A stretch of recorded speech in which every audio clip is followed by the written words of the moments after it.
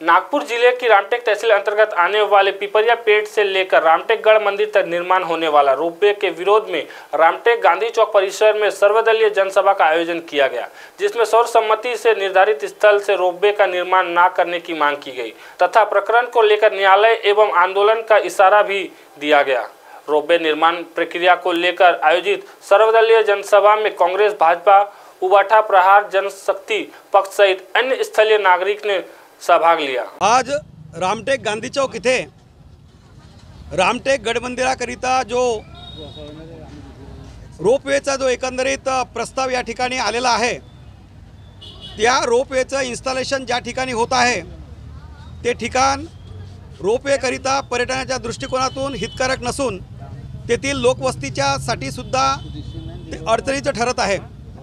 शिवाय या ठिकाणी जे केंद्र सरकारने नामदार नितीनजी गडकरी साहेबांनी जो निधी दिलेला आहे तो national highway authority of India याच्या अंतर्गत national highway logistic management limited हे गव्हर्नमेंट एंटरप्राइज आहे, त्यांच्या माध्यमातून हा निधी आहे। या निधीचा दुरुपयोग होऊ नये असं गडकरी साहेबांनी सुद्धा सांगितलेलं आहे।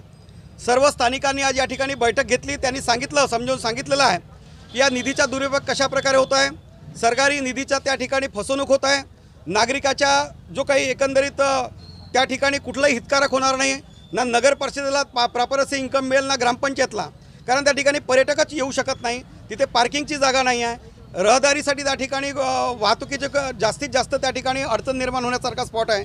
त्यामुळे सदर जागेचा निषेध आज सर्व लोकांनी या ठिकाणी केलेला आहे। श्रीराम गड मंदिर रामटेक येथे जो रोपवेचा प्रपोजल आहे तो त्या चुकीच्या ठिकाणी त्याचे इन्स्टॉलेशन होत असल्यासंदर्भात आज आम्ही सर्वपक्षीय बैठक आणि चर्चा रामटेकच्या गांधी चौकामध्ये घेतली। एक पहिली गोष्ट अशी की आमदार आशिष जयस्वाल साहेब यांनी हे सिद्ध करावं की त्यांनी ज्या ठिकाणी ते इन्स्टॉलेशन करण्याचा हट्ट घेतला तो टेक्निकली कसा बरोबर आहे, किंवा आम्ही सर्व पक्षीय लोक माननीय उच्च न्यायालयामध्ये जाऊन या विरोधामध्ये जनहित याचिका दाखल करून हा रोपवे त्या ठिकाणी कसा तांत्रिकदृष्ट्या चुकीचा आहे हे सिद्ध करण्याचे आम्ही प्रयत्न करू। रामटेक शहराला तीर्थक्षेत्र आणि पर्यटन स्थळ विकसित करण्यासाठी एक 211 कोटी रुपयाचा विशेष पॅकेज सरकारने घोषित केला आहे आणि त्यामध्ये एक्सक्लेवेटर किंवा रोपवे ही संकल्पना एक 63 कोटी रुपयाची राबवण्यात आली आहे। त्या सगळ्या प्रस्तावामध्ये जी जागा निवडली आहे की जिथून रोपवे लँड होणार आहे किंवा खाली उतरणार आहे, तर ती जागा ऑब्जेक्शनेबल आहे, त्याच्यामुळे कोणताही फायदा रामटेकच्या जनतेला होणार नाही आहे। त्याचे ॲक्सेस रामटेक शहराशी असला पाहिजे अशी रामटेकच्या जनतेची मागणी आहे। प्रत्येक ठिकाणी हा विषय चर्चेला जात आहे की हे चुकीचं होत आहे आणि या सगळ्याच्या विरोधात आज सर्वपक्षीय सभा काही आमच्या रामटेक येथील तरुण कार्यकर्त्याच्या माध्यमातून त्यांनी आयोजित केली होती आणि त्यामध्ये सगळ्या कार्यकर्त्यांनी, सगळ्या पदाधिकाऱ्यांनी सहभाग घेतला आणि त्या प्रस्तावित जागेला विरोध दर्शवला आहे। हा एक्सक्लेवेटर किंवा रोपवे हा गडमंदिर अंबाळा परिसरातून किंवा SNT कॉलेज किंवा इतर परिसरातून व्हावा, जेणेकरून मोठ्या प्रमाणात रोजगार येईल, मोठ्या प्रमाणात लोकांना त्याचा फायदा होईल अशी सगळ्यांची मागणी आहे। या रोपवेचं आधी लोकेशन अंबाळा परिसर रामटेक ते गडमंदिर रामटेक असं होतं।